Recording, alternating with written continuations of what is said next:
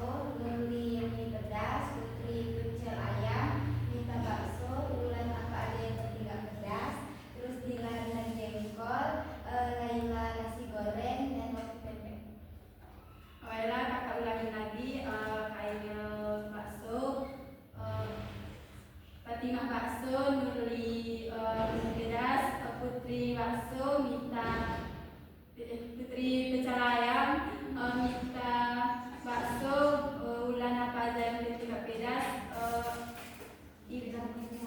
Dila rendang jengkol, Dila nasi goreng, Nobi pempek. Baiklah, sebelum kita lanjut kegiatan kita pada sore hari ini, apakah adik-adik sudah siap untuk melanjutkan kegiatannya? Siap. Pada kesempatan kali ini kakak mengambil topik tugas yang berjudul bullying. Tujuan kakak atau alasan kakak mengangkat topik ini karena pada zaman sekarang ini perilaku bullying itu sudah lagi marak-maraknya, dan korban bullying ini pun bisa membahayakan dirinya sendiri dan juga orang lain. Di sini siapa yang ingin berpendapat tentang bullying? Dimulai dari kanan kakak. Terima kasih kakak. Menurut Nobi, bullying adalah perilaku perundungan atau mengintimidasi orang yang kita anggap lebih rendah. Siapa lagi? Menurut saya, Kak, bullying itu merupakan tindakan diskriminasi ataupun kekerasan baik secara verbal maupun non verbal terhadap seseorang yang kita anggap lebih lemah. Dan biasanya ini berlaku secara terus-menerus sehingga membuat efek samping ataupun contohnya itu trauma terhadap korban bullying itu sendiri. Menurut saya, bullying itu adalah suatu perilaku agresif di mana yang dilakukan secara berulang-ulang, yang dilakukan oleh pelaku pada korban, di mana pelaku ini merasa lebih kuat daripada korbannya, yang dia rasa korbannya ini lebih lemah daripada dirinya. Siapa lagi yang berpendapat? Ini sama dengan teman-teman. Baiklah, kakak simpulkan di sini adalah bullying itu adalah perilaku diskriminasi atau perilaku yang agresif yang dilakukan kepada seseorang yang kita anggap lebih lemah lagi. Di sini ada faktor penyebab bullying. Siapa yang ingin berpendapat tentang faktor penyebab bullying? Faktor penyebab bullying itu bisa dengan merasa dia lebih lemah daripada kita, atau dia lebih bisa juga dengan fisik atau dengan Kalau menurut saya Kak, faktor dari bullying itu mungkin salah satunya adalah tekanan dari rumah atau dari keluarga. Karena dia ditekan di rumahnya, dia tidak bisa mengungkapkan atau tidak bisa mengekspresikan tekanan yang dialami itu, lalu dia melampiaskannya ke orang yang lebih lemah dari dia, contohnya kepada temannya atau ke adik kelasnya. Siapa lagi? Menurut saya bullying itu kadang itu bisa secara faktornya itu kayak iseng juga, kadang tuh kita tuh cuma kayak ingin bermain atau bercanda, tapi itu bisa menyebabkan bullying. Contohnya kayak secara verbal aja mengolok-olok teman sehingga dia kena mentalnya atau merasa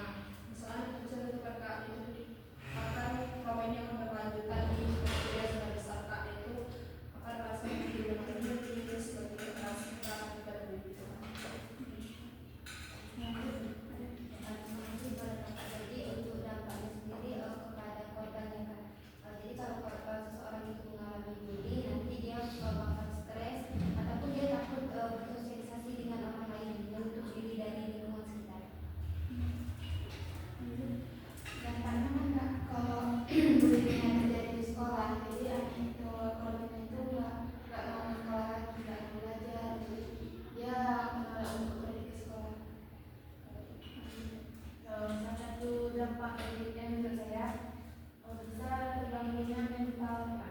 Jadi itu dapat masa depannya jadi berantakan ya karena mentalnya hancur. Lanjut ya. Saya setuju dengan teman-teman di mana ini akan berdampak terhadap diri seseorang atau masa depannya, dan juga pribadi seseorang itu akan tertutup biasanya Kak kalau udah kena bullying tersebut, susah juga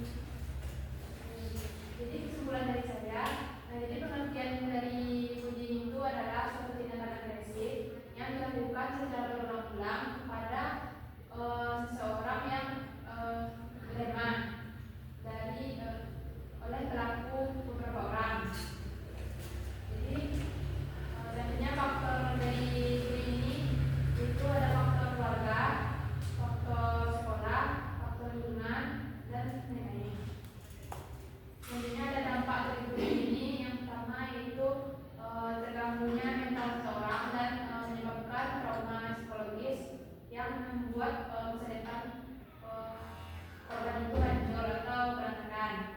Selanjutnya cara mengatasinya yaitu seperti memberikan edukasi kepada pelaku dan konseling individual.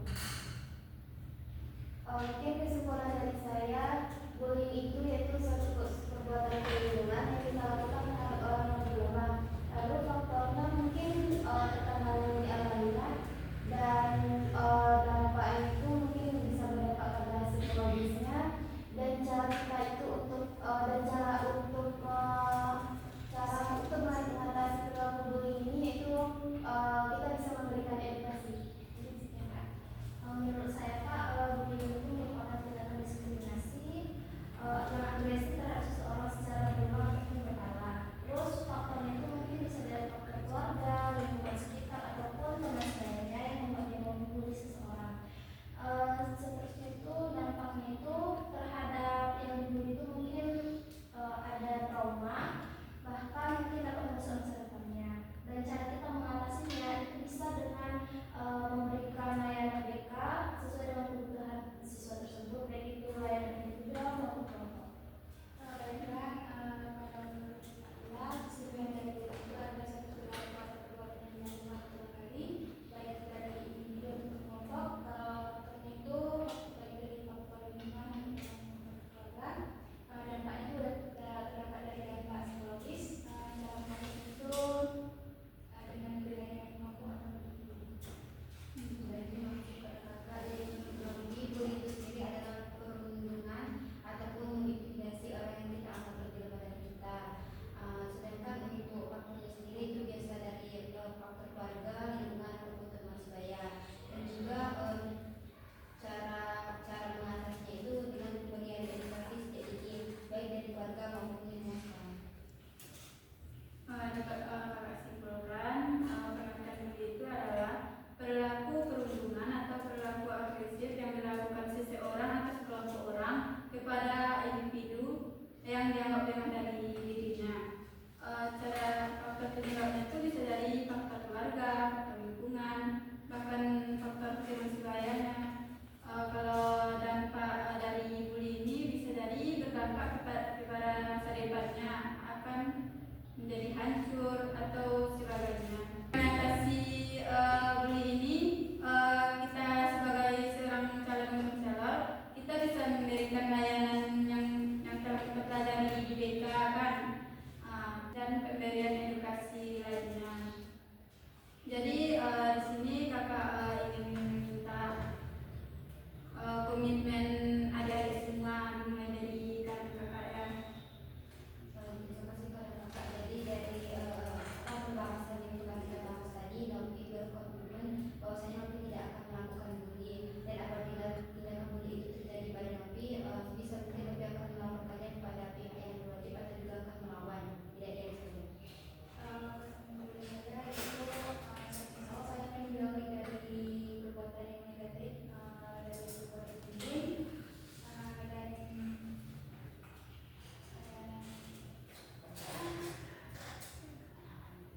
saya akan menjauhi dari bullying tersebut dan lawan yang ada pelaku bullying. Kalau saya Pak, menurut saya insya Allah berusaha tidak menjauh lagi. Terus jika saya dibully saya akan melawan, dan jika ada orang yang dibully saya mungkin akan membantu menyelesaikan permasalahan atau melakukannya. Mungkin komitmen dari saya akan berusaha untuk menghindari perilaku bullying. Komitmen dari saya, jadi komitmen dari saya, saya akan berusaha juga untuk menghindari perilaku bullying tersebut karena itu tidak baik. Komitmen dari saya akan melawan perilaku bullying. Komitmen dari saya akan menghindari bullying tersebut, dan kalau itu terjadi sama saya akan melawannya dan akan melakukan. Komitmen saya Kak, kalau misalnya bully ke seorang Saya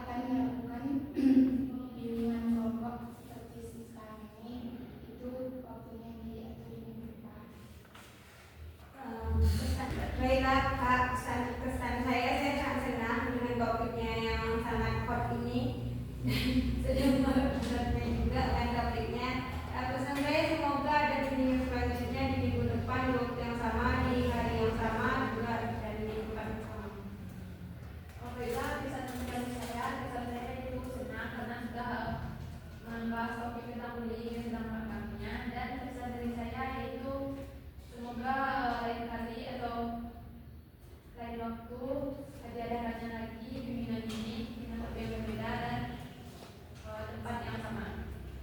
Mungkin kalau pesan dari saya itu mungkin dapat teman-teman relasi baru dan mengetahui pengetahuan dari yang tidak tahu menjadi tahu. Lalu pesannya itu adalah semoga ada bimbingan kelompok nanti. Kalau dari saya Kak, pesannya itu bisa menambah relasi baru, wawasan baru tentang bullying, dan pesan saya itu mungkin kita bisa mengadakan bimbingan kelompok di minggu depan dengan topik yang berbeda dan waktu yang sama. Pesan saya itu saya sangat senang karena mungkin juga tentang bullying dan dapat menambah pengetahuan dan pengalaman kita. Pesannya semoga kita dapat ketemu lagi dengan kelompok dengan materi yang berbeda. Pesan dari Novi tentunya senang karena dapat bertemu dengan teman-teman yang tidak kenal menjadi kenal, terus mendapatkan informasi baru juga dari yang sebelumnya tidak tahu. Terus kalau untuk pesannya mungkin bisa diadakan lagi dengan kelompok dengan topik yang lebih bagus. Baiklah, tadi kakak ada mendengar kegiatan lanjutan. Kalau kita sepakati sekarang, kapan kegiatan lanjutan sekarang? Jam berapa? Jam